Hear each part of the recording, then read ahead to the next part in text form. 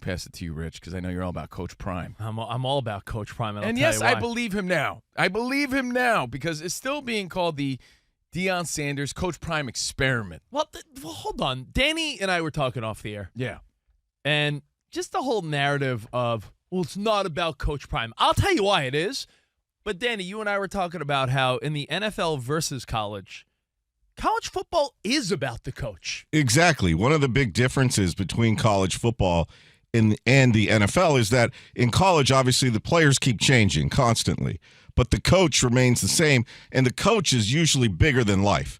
We've seen so many legendary coaches in the college game, and you watch any college game, they're always highlighting the coaches.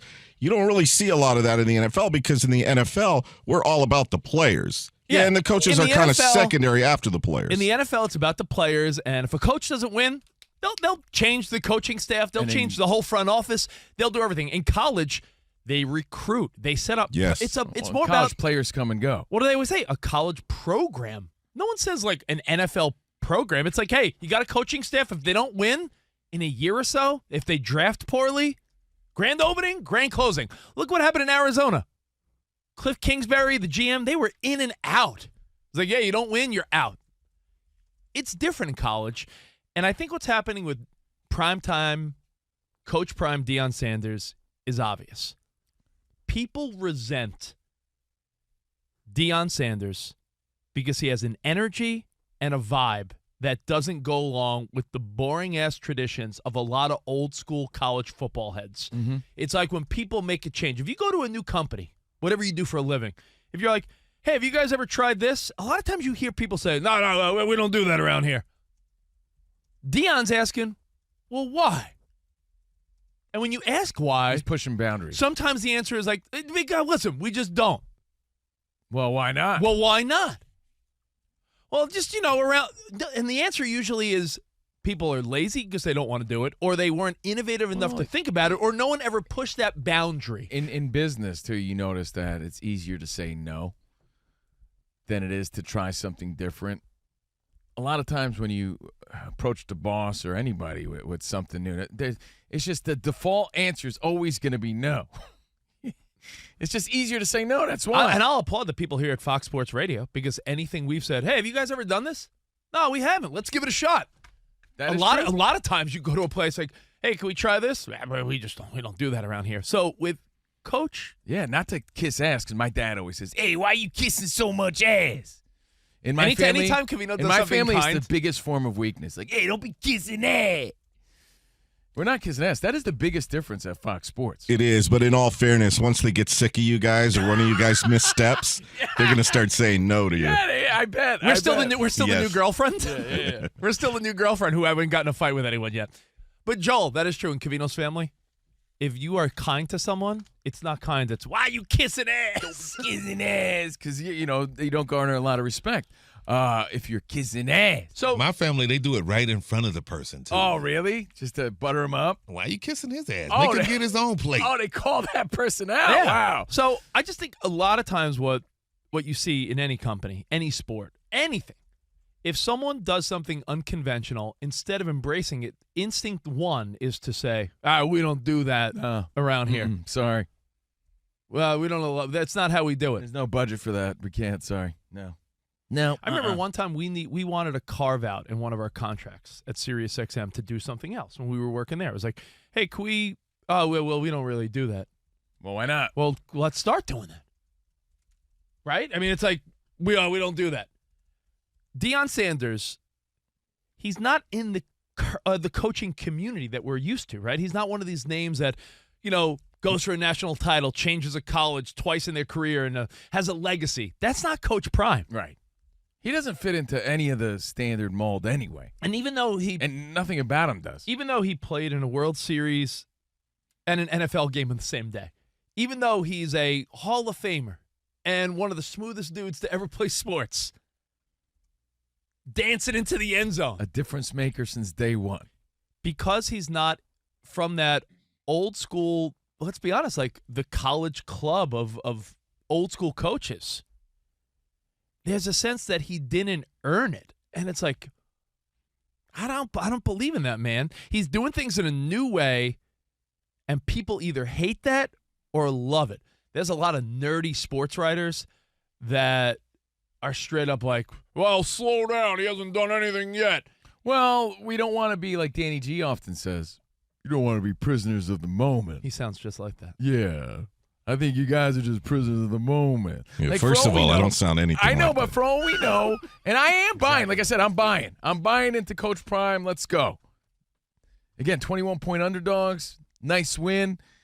Could be a fluke. Could be that TCU had a bad game. Who knows? It's still only one game is my point. That doesn't mean I'm not buying into it, but they do make a point. We can't get carried away over one game. I am saying, though, when you talk about what Prime is doing, college is about recruiting. It's about the transfer portal now. It's about being able to make money as a college player now, right? NIL. All these factors, wouldn't you agree they all lean towards advantage Coach Prime, Coach Definitely. Deion Sanders? The criticism, Recruiting is such a big part of college sports. And if you got a guy like Coach Prime that's inspiring these kids, his personality versus other coaches might work in 2023 better than you think. And he's doing things unconventional. He's cutting people publicly. He's making the rules very clear. And Danny, you sent something this morning, or was it yesterday, where he doesn't have captains. He has leaders and dogs. Really cool. Yeah, instead of naming captains for the team, he has L's and D's on each jersey. L for leader, D for dog. That's kind of cool. Again, unconventional. You can see why it's going to rub some old school cats the wrong way. Now, I already saw some headlines this morning like, are they a legit contender? We're talking about a program that was 1-11 last year, correct? Yep. Let's hold our horses, but And Buffaloes. hold your buffaloes. But it's a culture change that I'm not saying they're going to win a national championship. Let's not get cuckoo bananas, as Monty here on Fox Sports would say. But there is a sense that this could be a ranked team. This could be a program for years to come where guys like Deion Sanders are making a difference. The big picture, like a younger vibe for a coach, connecting with the players on a different level. And it doesn't hurt that his kids are superstar athletes and they are now with him there. That doesn't hurt either. But it also doesn't hurt that he has a proven blueprint of what worked for him personally. Like he said in the press conference, he's been a difference maker since day one. These are the things that I did. Like a crazy belief in himself. You don't think he's able, with the flair and flash that he has, able to convey that to his younger players? Of course he does. He probably instills in his sons and in a team, the crazy amount of belief he had in himself to them. He lived it. That's part of the difference, too. Like, I did this. He's a human highlight reel himself. I think it's safe to say that TCU won't win a national championship. You know what? There you go. Joel, I think that that's you watch the Swamp Kings, the documentary on Netflix, Urban Meyer, Tim Tebow, all about Florida.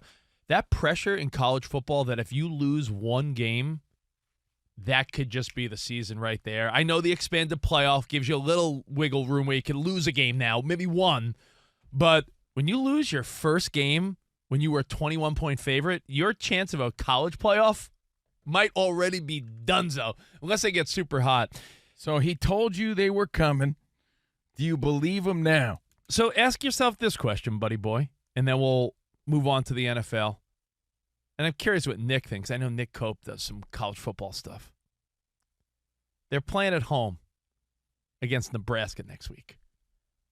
They're 3-point favorites. Does this have letdown written all over it, or does this have Colorado keeps rolling, Deion gets the Prime gets like the hometown welcome, the the city goes nuts? I was talking to one of the boss men around here who's a Denver guy, Colorado guy, and he's like, my man, it's like he's inspiring.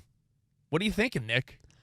I don't think Nebraska can have nice things anymore, so I'll take Colorado based on what I saw last week. I feel like it's, And if they blow them out, too, then if Colorado blows them out, though, you're probably going to be sold on, wow, they're legit. Well, you got to think. I saw Nebraska play. Yeah, no bueno. I think the hope, that loss I think that hope is gone. This is the hottest ticket in college football this week, by the way. You're talking $300+ and in Boulder, and this is the same weekend you got Texas at Alabama. Which, by the way, that would Texas look good this weekend. Let me tell you, Nebraska at Colorado, then they play Colorado State, so they could very well be 3-0 going into Oregon. Yeah, they got to go to Autzen. And that's going to be... And then they got USC And then they got USC. So it's a really tough couple games. They got a couple tough ones, but they could go, if you want to talk about just like a storyline we didn't anticipate, fair to say they could be 3-0 going into that back-to-back Oregon USC. Oh, yeah. And then there's just going to be massive amounts of hype for that game in Oregon. 3-0 is a good start. That's Saturday against Oregon. People were talking about Colorado as if, hey, if they get to 5 wins, like that's going to be a nice season for them after they went 1-11. And now with what they did on Saturday, it just seems like expectations have totally shifted. Well, 5 wins is still good though. When you're coming off a 1-11 season. Yes. Yeah. But now 5 wins seems like, all right, they should be able to do that. I think looking at how their far schedule, they'll barely get 5 wins. Let's see, they got... And you know what it does, they have too? to It play gets the casual fan. It gets them tuning in. Like you said, hottest ticket. It's getting you tuned in. Their schedule's not easy, but they could... Oh, it's not easy. They could get to that, like Nick said, they could get to that Oregon game at 3-0, and then that'll be a game everyone will be glued to. It'll be like, all right, well, this is another true test for Coach Prime and the team. And they look great. You know, it's just another great storyline. Every year we look for what? We just love watching football, but we love storylines. We could try to deny it all we want. The same way your wife watches Vanderpump and The Bachelor and all this stuff. We love storylines. Men and women love storylines. And Golden Bachelor now. And Coach Prime has just created another fantastic college football storyline. Another must-see team in Colorado. He's so compelling with the media. And you know what? We do have soundbites. Yeah, the soundbites we do have alone. some clips of Coach Prime. Now, post game, take a listen to Deion Sanders. We told you we coming. We told you we coming. You thought we was joking. And guess what? We keep receipts. God bless you, America. Ooh, God is good. I will say, in the post game, he called out Ed Werder. Do you have that clip where he poor Ed Werder. I love that he's calling people out, though. It's funny. What's up, boss? You believe that? You hold on. Oh no. Do you believe that? Huh? Oh no. I read through that bull junk you wrote down. I read through that. I sifted through all that. Yeah. Oh no. Come on. Do you believe? You don't believe. You just answered it. You don't believe. Next question. My big takeaway is I'm going to start using the word bull junk. I'm just giving him props that he pulled that out to keep it clean. Yeah. I'm not going to ruin his soundbite. I just can't not swear that good. Yeah. I know. I would have slipped. Like, I believe that bull junk. Bull junk is a great word. And secondly, I will say Ed Werder was a class act, though, because he did not, it's not Ed Werder and reporters' job to stroke primetime Deion Sanders. It's their job to report and give their opinions and report on the game. Ed Werder didn't believe, and maybe he still doesn't believe, but after the game, he did put on social media that, like, congrats to, Prime and his family and the team, and, what a great performance. Yeah, so, he's been a pro forever. Yeah, but it is interesting. Deion's there keeping receipts, and as I look around the room right now, on Good Morning America, they're showing Prime. On ESPN and FS1. He's everywhere. It's the story of the weekend, so I'm glad we got to talk. He was on commercial during the game. On a side note, too, just on a personal level, for us to be able to witness his journey from superstar player to now primetime coach in this way, it's pretty amazing to watch. Can I the ask a progression question, of Deion Sanders? I remember watching him hit that inside the Parker. Remember that, I think it was his first career home run against the Royals. It was Deion Sanders and Bo Jackson in the same game, and you're like, look at this dude flying around the bases with his jerry curl, and then watching him as an NFL player, a Hall of Fame career, and now as a coach, just as a sports fan, it's just been an honor to watch. What's up, Joel? No, I just was wondering, because he did have a label as a ring chaser. He left Atlanta. Yeah.